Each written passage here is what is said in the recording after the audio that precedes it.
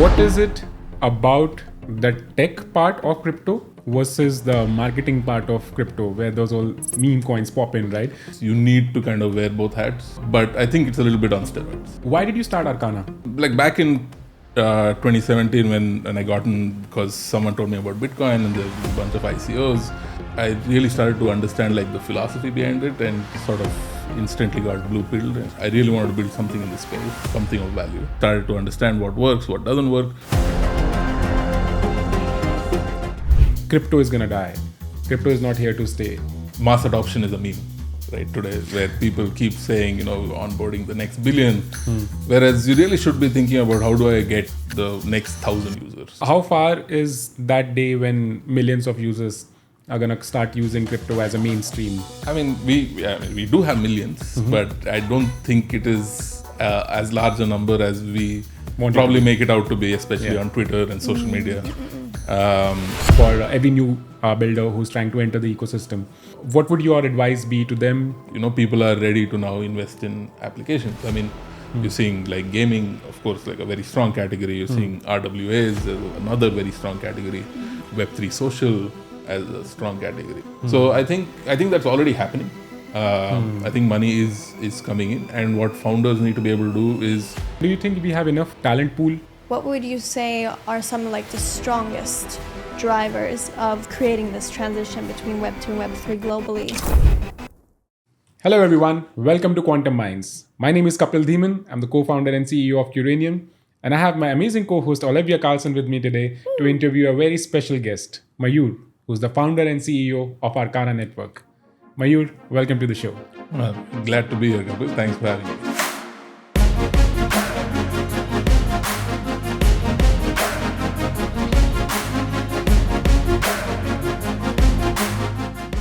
So Mayur, I think to start with, it'll be amazing for you to share your background, your professional journey so far with the audience. You've had a tremendous career, and I think it'll be best to hear it from your mind to the world. Sure. So I'm what you would probably consider like a dinosaur in the space. I've been here a long time. I am pretty old. I have my gray hair to prove it. I've basically, my career started out with like an engineering degree back in India, and been working in tech primarily for almost 20 years now. And I basically got into crypto back in 2017. Got in for like all the shit coins during the ICO boom, but stayed for the tech, and I'm glad I did. What is it about the tech part of crypto versus the marketing part of crypto, where those all meme coins pop in, right? How do you differentiate the two in terms of longevity? There we know the answer, but still want to hear it from you. And of course, the value add and making money within crypto, because for the outside world who are not from the crypto world, they see crypto as immediate way of making money, right? How do you differentiate the two?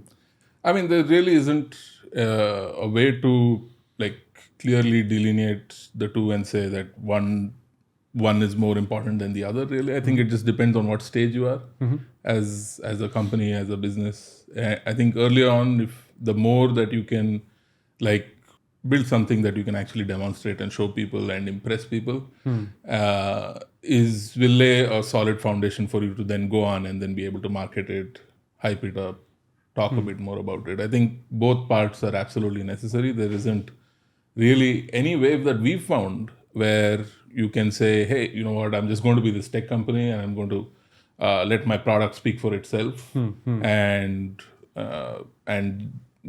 people will come and start using it. That really isn't going to happen. I think as a founder, what I've come to realize is you need to kind of wear both hats. Is look at your product, look at your community, the people that you kind of need to kind of keep continuously doing this outreach to and evangelizing yourself. It's not very different from like how you would run a Web2 startup, but I think it's a little bit on steroids, especially the marketing side of it. Interesting.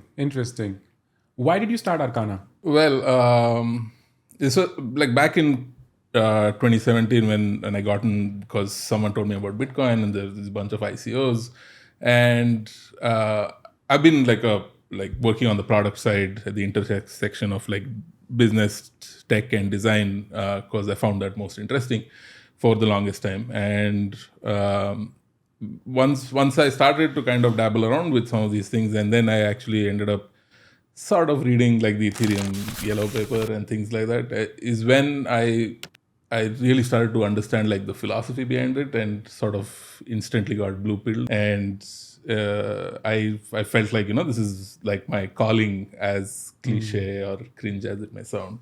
But truly, it's been a rough ride for us, for me especially. But it's also been very exciting. And along the way, it became like abundantly clear that I really wanted to build something in this space, something of value.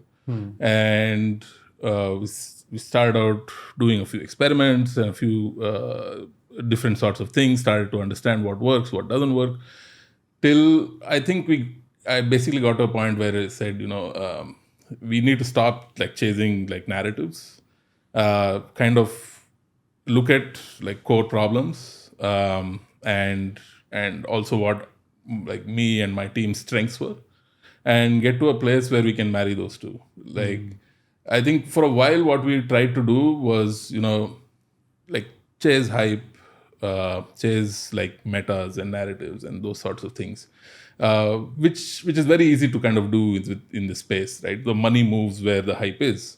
So founders also tend to kind of move in those directions. And we did that for a bit before actually realizing, we were building hammers and looking for nails. And that really doesn't work no matter what technology space you're in or any sort of business space you're in. So we said, our strength happens to be on the product side, understanding what users want, having that sort of like discipline and rigor to actually go and ask users what they want, instead of like being prescriptive about, what we think they want. And we said, there's a very clear user experience problem in this space, and who better to kind of find out about these problems and what could work for people than the users themselves. And so we said, let's marry these two things. And we said, this is exactly what we want to be able to do. And what has been the driving force behind the belief that you need to solve the problem for the users onboarding the crypto ecosystem? And my question comes from a debate that goes around in the ecosystem. I'm sure you have been a part and parcel of it much more extensively than I have been, that crypto is going to die. Crypto is not here to stay, right? These kind of discussions happen a lot. Now, within that debate, you come out and say that I'm going to make the life of crypto users simpler. So I'm sure you have had a battle to convince the community, the product builders, and the investors as well to pump in money. How has that journey been? And what was your mindset when you were going through that journey? Adoption of like crypto or like the Web3 space in general, I think mass adoption is a meme, right, today, where people keep saying, onboarding the next billion, whereas you really should be thinking about how do I get as a company, how do I get the next 1,000 users, or my first 1,000, or as an industry, how do we get another million? Because there really aren't that many users in this space. And I think we have to stop firstly thinking of things as a revolution and instead think of it as evolution. And the way that really helps in kind of setting like very realistic markers and saying, disruption will happen, but it'll happen over time. And the most important thing that we need to realize is that like expecting people to like come on board and understand what probably, all of us having been in this space have had like the luxury of, learning some of like the nuances of the space. Like new users are not going to have that. And we need to kind of take people along for the ride, so to say, handhold them and get them into the space. And this is a slow, painstaking process. It's going to take time. It's going to require people to be like extremely consistent, disciplined, and set very realistic goals for what it is that they want to be able to do. And I think if we kind of do that, we get to a place where we can, in perhaps a few years' time, as a cumulative effort as an industry at large, actually start to see millions of real users for valuable applications that make sense, that solve real problems. Are painkillers, not vitamins. And that, I think, is where we need to get to. And that's what really has been driving us as a company to say, how do we make things simpler? What are the right set of trade-offs to make so that, users are not shortchanged, but have a very familiar, easy experience to try and, basically start getting involved in this thing that I personally have come to know and love quite a bit. When do you think, how far is that day when millions of users are going to start using crypto as a mainstream? I mean, we do have millions, but I don't think it is as large a number as we probably make it out to be, especially on Twitter and social media. But I think it will start happening when we build useful applications. I'm not saying they aren't right now, but there simply aren't that many. And if you see right now, like it's always like the top percentile. It's like power law. The top percentile of apps have maximum users, but it's not like the top 20% have 80%. It's like more like the top 1% of apps in the space probably have 90% of usage. And that needs to kind of start changing. And, power law will still exist, but how do you get to a point where it's like 2080 or 2070, something to that effect? And that will happen when people start building useful apps. People will start building useful, high-quality applications when it's really easy for them to do so and not have to worry about 10 other things. And which is unfortunately the case here. Like when someone starts to build, the first decision they need to make is, where should I build my app? What chain should I build? What ecosystem should I align myself with? Where is it valuable? It's a very strategic call.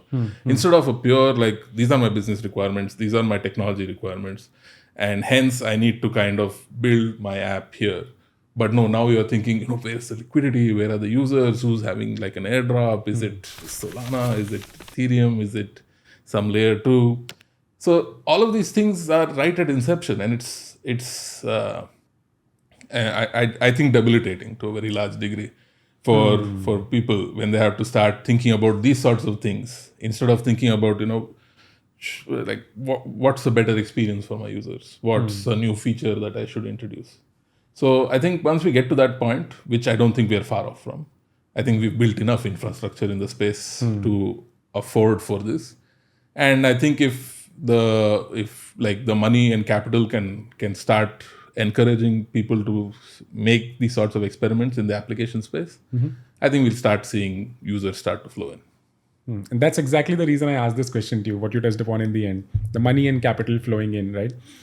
Do you think the amount of capital, so there are two philosophies around this, right? Number one is that, which is grounded in the question that I asked you, how far is that day when we see millions of users? Because if that is near, the money flows in much faster. If that is far, the investor starts questioning, why do we need something like this, right? So that's one philosophy which is like a big question mark for every new builder who's trying to enter the ecosystem. So what would your advice be to them? And what's your take on, is the right set of capital which is required to achieve the potential flowing in the ecosystem? Or do you think the investors are still a little hesitant to trust the real potential that believers like us have in the potential, again, of the blockchain or the decentralized technologies?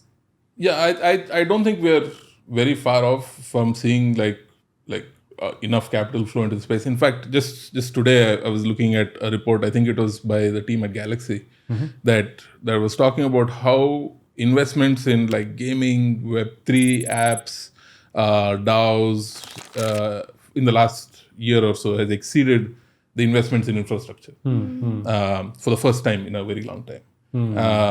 And this, I think, is a marker that people are ready to now invest in applications. I mean, we are now seeing categories that go beyond like infrastructure categories. It's like and beyond like DeFi for applications. You're seeing like gaming, of course, like a very strong category. You're seeing RWAs as another very strong category. You are also seeing now like Web3 social as a strong category. And what the space needs is more and more of these sorts of categories, or people who come into the space as leaders and create categories.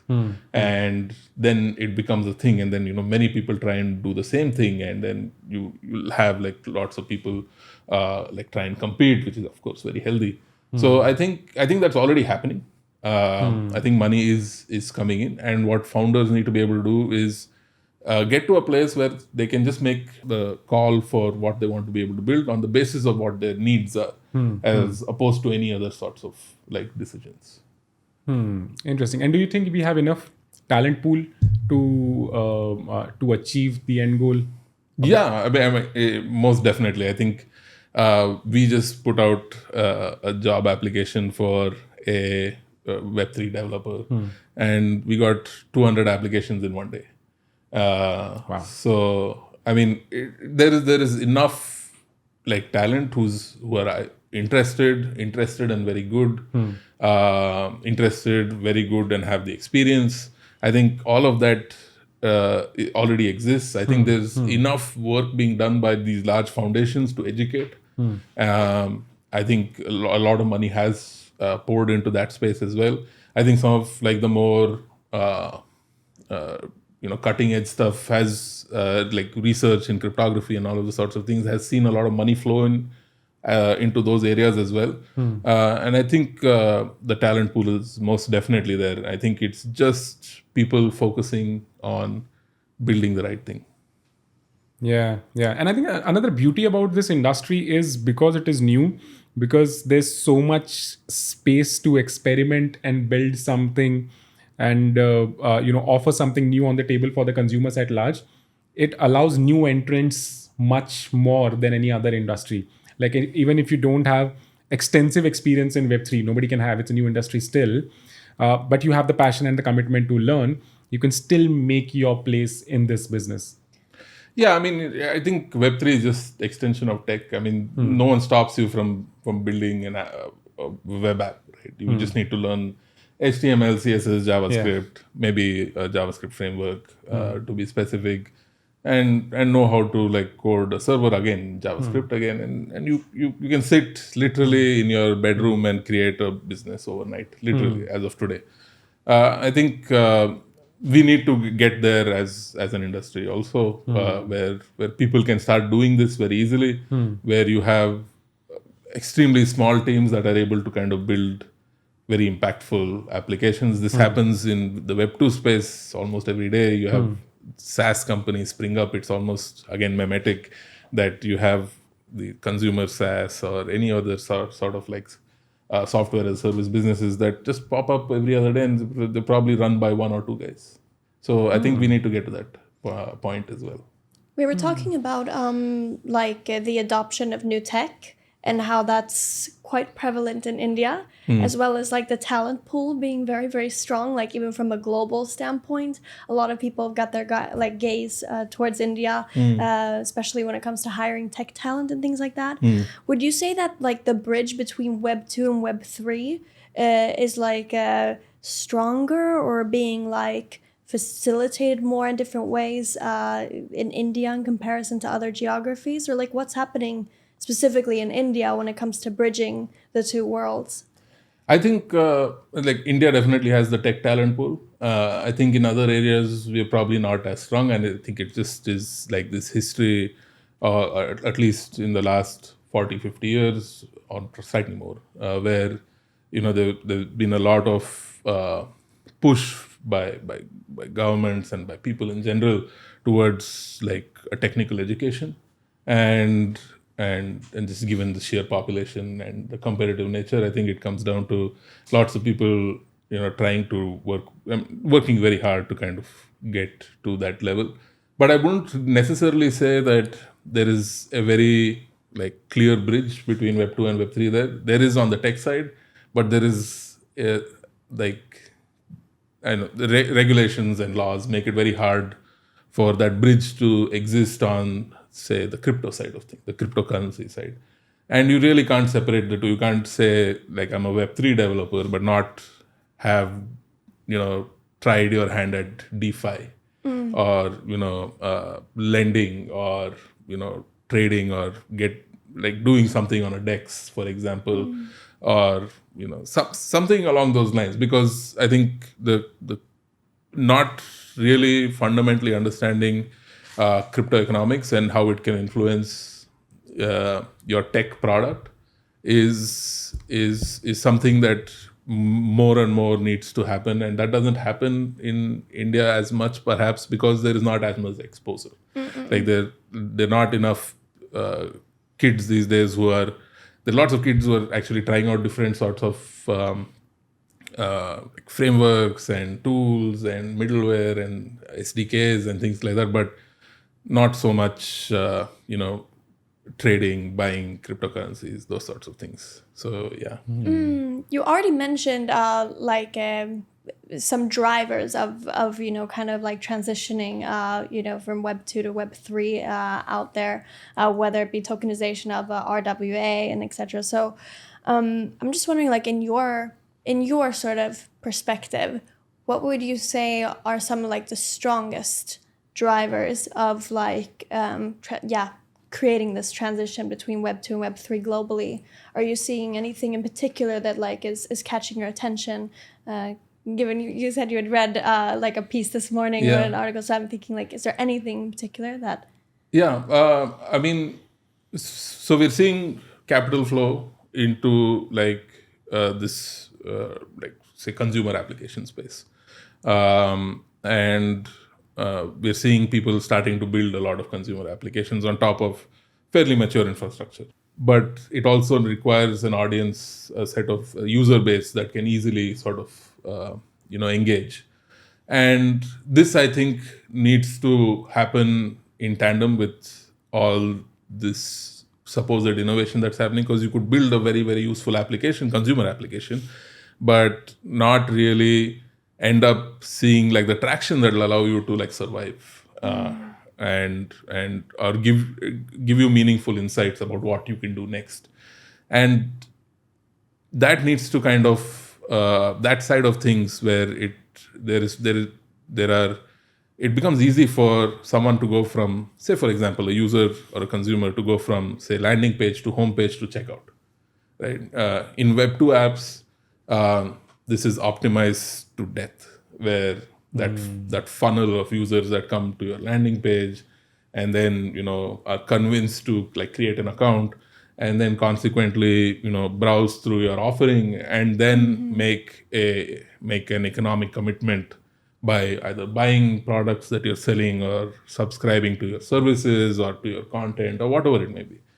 That needs to be severely optimized. Like, how do you get people with the least amount of churn and least amount of friction from landing page to home page to checkout? And this is precisely what we are sitting at Arcana and trying to like figure out what's the best way to kind of make this happen. And I think there have been a few developments in this space. One is hiding things like private keys and seed phrases from users, because right now, like maybe 2 years ago, you'd go to a consumer application in the Web3 space, and you go to the landing page, you're probably convinced you like this, right? Let me give you an example. So there's this publishing site called Mirror, which is like your Medium or your Substack. It's a pure Web3 based product. You go to the landing page, you see it, and you're convinced, and you like it for the fact that there's no censorship and nothing can be taken down once it is actually posted. And you're like, wow, I want to use this. But your first interaction on the landing page is actually, it says Connect Wallet. And this actually this is a large presumption, because in our little echo chamber of crypto, that assumes that, okay, you know what a wallet is. But I would wager like 99% of internet savvy people, which is a huge number, actually have no clue what a wallet is. So there have been advancements on that side to make that process easy. In fact, we have a product ourselves which replaces the Connect Wallet with, say, login with Gmail, and it creates a wallet for you. So it's just a Gmail account. It's something very familiar. So that gets you from landing page to home page and allows your user to start interacting with your application and actually start to experience your offering. And yeah, I mean, it starts with these sorts of things. And now the question is, how do you get them from landing page to, so homepage is done, homepage to checkout. How do you do that? Now checkout to like post sales. How do you do that? And then, those sorts of things is where we need to get to. So Like lowering the barrier for entry the whole time, trying to Exactly. make it as familiar as possible. familiar, of course, we ought to innovate, but at least familiar. It has From to an interface standpoint and things like that. Of course. I think nothing sort of beats that. And now the thing is, as an industry, I think we are evolving and maturing to the point where we are saying it's okay to not have these radically idealistic beliefs of things that talk about like decentralization, security, and these sorts of things. All of these are very important, but there is a trade-off to be made, and I think it's important that people realize that there are realistic trade-offs that can be made between this user experience and some of these other things that we've been led to believe that you can't like question or touch. And I'm sure in this process you have analyzed a lot of data and you have a good understanding of the consumer behavior at the end of the day. So what does that analysis say? What is it that the consumers are preferring? What is it that they are not preferring? And what can the builders in this space learn from this analysis to focus more on to attract more consumers? Like one thing we've come to like clearly realize is that your shiny new protocol that is like decentralized because you have thousands of validators in different geographies, or is so secure because of the zero knowledge proofs that you use, or those sorts of things are really things that consumers don't care about. They really don't. Traders might, people interested in your token might. Why would you say that?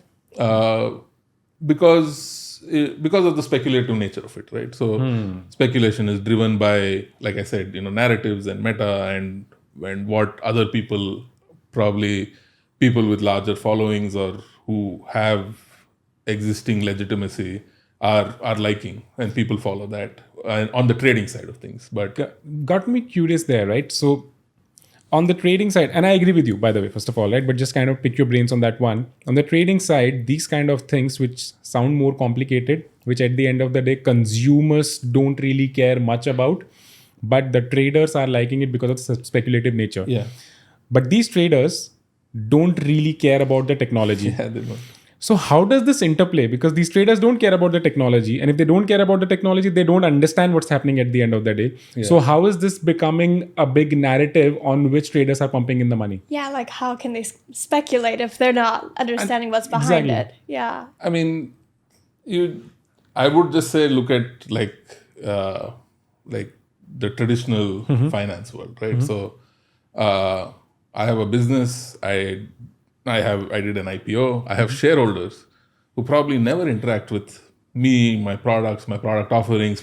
They probably like other products, my competitors' products. But they understand that. But yeah, I mean, but like let's say I'm a large FMCG manufacturer. I have an IPO. There are people holding my stocks. Nobody needs to know how I make my biscuits or how I make my juice. They're interested to know if I'm using this new technology that makes it healthier in some way, Okay. right? Or I'm sourcing organic ingredients. That's all they care about. But they'll probably still go and buy my competitor's product because it's cheaper, more accessible to them, whatever it may be. But that person is the shareholder. I still need to impress a bunch of people who've been loyal to me, or I need to expand my market to get other people becoming more loyal to my products, and they care probably a bit more. So there is some overlap between these two categories of people that a business needs to kind of sort of entertain.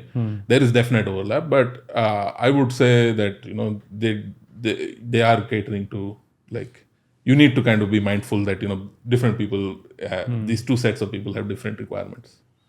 So what are you advising your clients basis this analysis on, coming back to the question earlier, what is driving more consumer retention in these kind of decentralized applications and people who are coming onto the Web3 world? What are the do's and don'ts that you would advise the builders? Yeah, I mean, we're seeing this with a lot of, so we've been doing B2B a lot till date. That's probably going to change a bit. But so on the B2B side, we're seeing almost the same sort of feeling where developers, like in consumers, also don't care as much. There is some regard for like some of the more philosophical things that we've been pursuing largely for a very long time, but right now it's like, how do I just get more users? Can your set of tools, your SDKs, your protocol, your middleware, whatever it may be, help me get more users, help me access liquidity, help me like reduce friction? Those are literally the only things that they care about. They're slightly more demanding when compared to end consumers who care very little. But it's the same. It's like, just give me something that makes things work for me. And I think that's the same in any industry across the world, right? So how are we differentiating the Web3 world? I mean, I really don't think we should attempt to do that. There are great sets of rules, and people have, like I said, right, done this to death in whether it's in TradFi or whether it's in Web2 or whatever it may be. So there's very good things that we can take and then innovate on top of. But you shouldn't be innovating for innovation's sake. It should be innovation that leads to better user experiences, newer products, newer experiences for users. Because if we are not really delivering on that, then what's the point of my fancy protocol? It really doesn't make sense to me. Yeah. Makes sense. Yeah. Interesting. Very interesting. And what are the kind of use cases, if I may, that you are seeing in the decentralized world, in the Web3 world, which are driving the most attention as we speak? Yeah, I think so. Largely speaking, we've seen a lot of fake activity happen in the Web3 space. Either protocols deploying bots or people themselves running like whole or bot armies to kind of, and all in the name of an airdrop. And I think we've come to a point as an industry where we're saying, no, enough is enough, because I'm not buying the fact that you have you're doing 100 million transactions a day with how many ever million users, when there literally aren't that many people in the space. And people are now starting to realize that everyone else is also realizing this. So I think we're getting to a point where like real interactions are going to get more meaningful. As an industry, there's going to be rapid correction where you're not trying to like chase these huge like 6-digit, 7-digit, 8, 9-digit numbers, but instead you're saying like, if I have even like 100 users, you have a certain number of DAUs, MAUs that lead to a certain amount of revenue, which gives you a certain MRR, which is a certain ARR, and then there is a certain profit that's coming from it, and that profit is probably driven back into your token via some good token economics. Then you're in a good spot, and that's what people, I think, are saying we should start focusing on, and they should like really get to that place instead of hyperinflating numbers to please, I don't know, venture capital, to be able to kind of, basically give you that money that will allow you to survive another year. I think we should just start building useful things. So how do we ensure? I'm just thinking like from a government standpoint or from like a bird's eye view, these illegitimate activities or these projects that may not be driving tons of value. How do we ensure that the industry moves in the right direction? Like, what's being done in order to, sort of like drive the changes that you're talking about here. I don't think like any of this is like really like bad in a way where governments need to start getting involved. Like I wouldn't say that it is exactly cheating. It is sort of cheating, but it's not malicious to the point where there's people and their hard-earned money is getting hurt. So I think it just is that the industry needs to kind of mature to the point where the right metrics are valued.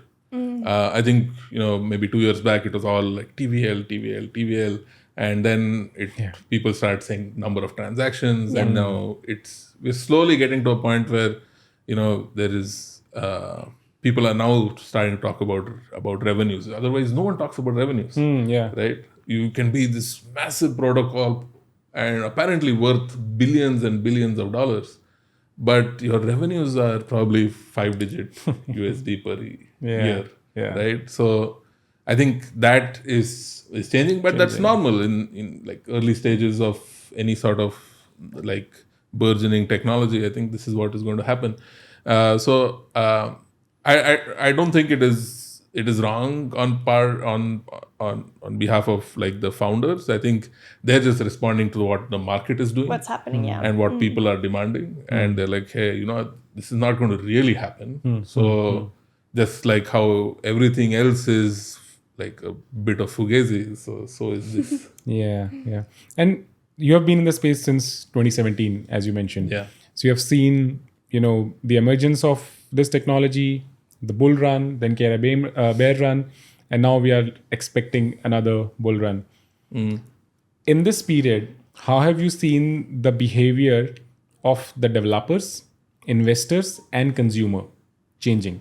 And how do you see it over the course of next 5 years, if I may ask? I mean, developers, like they come and go, honestly, but as such, I think, so what happens is that there is like growth and then consolidation through every cycle, right? So that happens, that has happened a lot, especially on the developer side. I feel like there's been growth and then bunch of people drop off, lots of consolidation, but always have a higher number of developers than we had previously. Consumers also, it's been the case, but the rise has not been like that as steep, I would say. Capital has definitely come into the space. Lots of it has come into the space. I mean, back in 2017, there was like a handful of people you could reach out to for investments.